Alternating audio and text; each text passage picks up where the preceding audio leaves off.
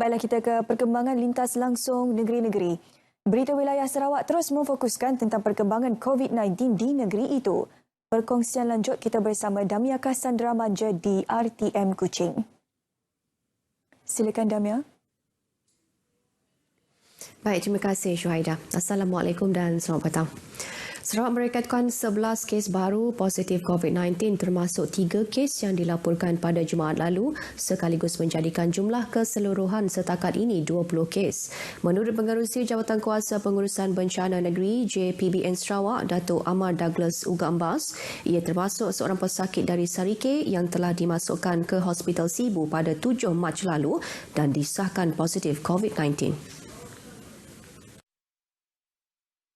Today or yesterday, we have 8 in Miri, 1 in Bintulu, 1 in Sibu Hospital, 1 in Kuching.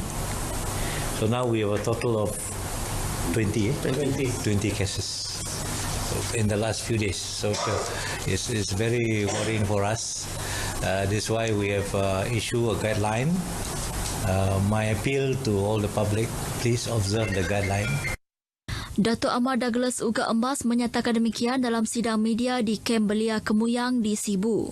Terdahulu, beliau yang juga timbalan Ketua Menteri berkesempatan melakukan lawatan ke Kem Belia Kemuyang yang akan dijadikan lokasi kuarantin COVID-19 di kawasan wilayah tengah Sarawak. So for Sibu area, this will be the quarantine location.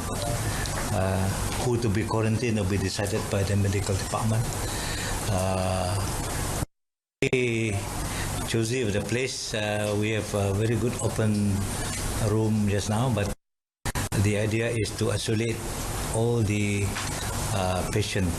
They are not supposed to mix because that will lead to some more complicated issues. But then we have rooms just now, we have 10 rooms, and that will be sufficient in the meantime.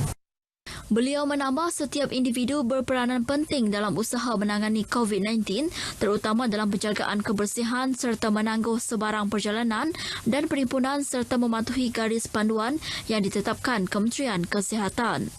Hadir sama Timbalan Menteri Kesihatan 2, Dato' Aaron Ago Dagang. Sementara itu, semua majlis kerajaan dan perhimpunan awam yang melibatkan lebih 50 peserta hendaklah ditangguhkan berkuat kuasa hari ini. Sekretariat JPBN menerusi kenyataan menegaskan arahan polisi kerajaan negeri itu diambil sebagai langkah mengekang penularan COVID-19.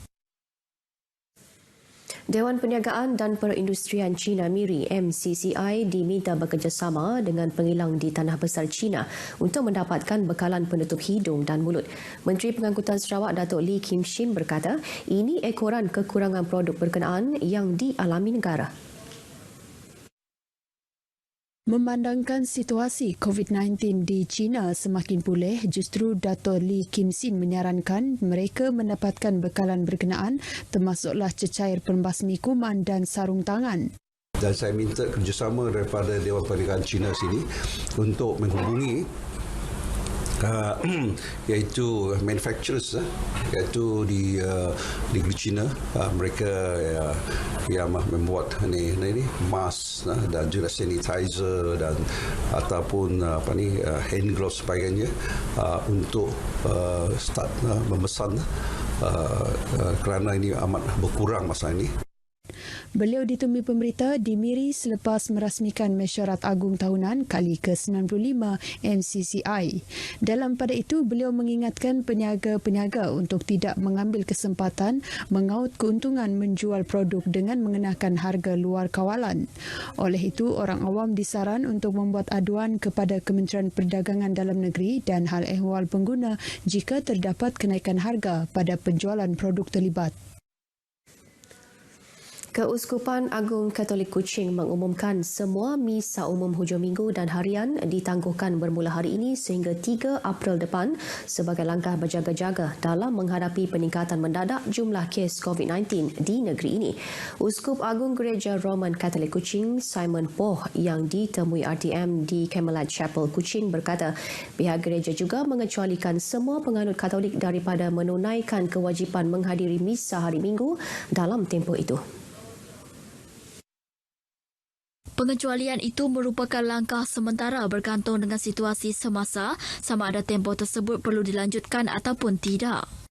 Dengan itu kami cuba sekarang dalam 2-3 hari ini set up bagaimana kami boleh buat online untuk mereka yang di rumah. Juga yang penting bukan saja di rumah dan penuh dengan ketakutan. Jadi kami juga ingin memberikan segala sesuatu pertolongan di mana yang boleh. So that supaya mereka juga boleh berdoa di rumah dan juga diberikan pertolongan dari segi rohani dan doa. Penangguhan itu juga meliputi semua paroki dan turut dibatalkan mesyuarat, perhimpunan, pembentukan iman dan acara berkaitan yang dianjurkan gereja-gereja di negeri ini.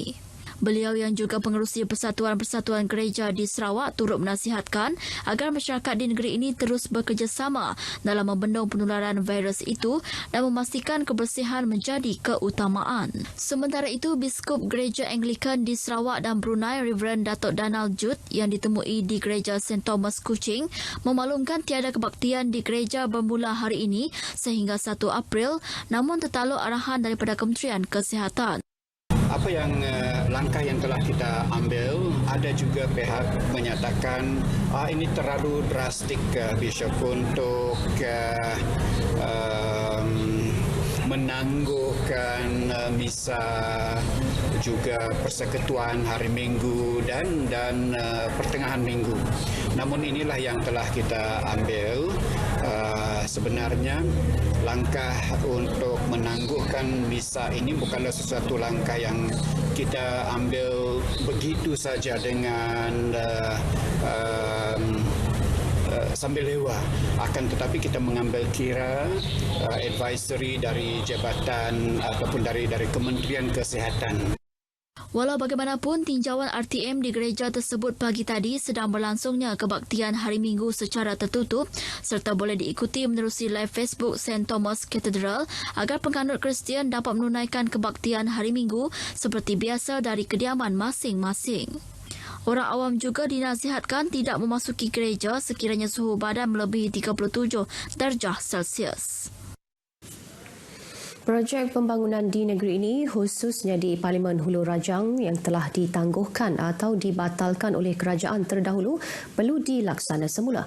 Ahli Parlimen Hulu Rajang, Datuk Wilson Ugak Kumbang berkata langkah itu perlu diambil bagi memenuhi keperluan dan kelangsungan hidup penduduk di kawasan berkenaan. Datuk Wilson memberitahu kerjasama antara Kerajaan Persekutuan dan Kerajaan Negeri dalam mengurangkan beban kos sara hidup penduduk di Sarawak juga wajar diberi perhatian. Jelasnya kesediaan Kerajaan Negeri bersama Kerajaan Persekutuan dalam membentuk kerajaan yang baharu adalah berteraskan kepentingan serta kestabilan politik nasional di samping tidak meminggirkan hak Sarawak. MA63, royalty kita minyak, oil and gas dan juga shell tax kita dengan Petronas harus diberi keutamaan. Jadi saya tahu dalam kabinet yang lalu Yang Amat Berhormat Perdana Menteri kita Tan Sri Muhyiddin telah mengutarakan yang pertama supaya hak-hak Sarawak dipulang pada Sarawak. Beliau berucap pada majlis pemimpin bersama rakyat di Rumah Tico, Sungai Sujan, Tubau, Bintulu. Pada majlis yang turut dihadiri, Adun Murum, Kennedy Cuk Pai Ugon ini turut menyaksikan perasmian pembinaan padang futsal bernilai RM150,000 menerusi peruntukan kerajaan negeri iaitu Projek Transformasi Luar Bandar 2019. Di Kuching, 9 sekeluarga kehilangan tempat berteduh apabila rumah mereka terbakar dalam kejadian yang berlaku kira-kira pukul 4 pagi tadi. Walau bagaimanapun, penghuni yang terdiri daripada 3 lelaki dewasa, 4 perempuan dewasa dan 2 kanak-kanak itu tidak mengalami sebarang kecederaan. Pusat Gerakan Operasi Bomba mendedahkan kebakaran telah memusnahkan 90% struktur rumah separuh kekal 1 tingkat. Panggilan kecemasan diterima Jabatan Bomba dan Penyelamat pada pukul 4.05 pagi dan menggerakkan 10 anggota dari Balai Bomba dan Penyelamat Petrajaya. Operasi pemadaman tamat sepenuhnya pada pukul 5.15 pagi. Sementara itu, sebuah bengkel kereta musnah 60% dalam kebakaran. Pusat Gerakan Operasi Bomba melaporkan panggilan kecemasan diterima pada pukul 2.20 pagi berkaitan kebakaran bengkel beralamat di Kuching Bypass, Jalan Bengang itu. Anggota bomba dari Balai Bomba dan Penyelamat Batu Lintang dan Tabuan Jaya dengan kekuatan 23 anggota telah digerakkan ke lokasi untuk mengawal kebakaran dan kebakaran berjaya dikawal pada pukul 3.01 pagi. Kebakaran dilaporkan tidak melibatkan kemalangan jiwa dan punca serta kerugian masih disiasat. Baik saudara, setakat ini dahulu perkongsian berita dari Sarawak dan terus bersama Syuhaida di Angkasa Puri. Silakan. Terima kasih, Damia.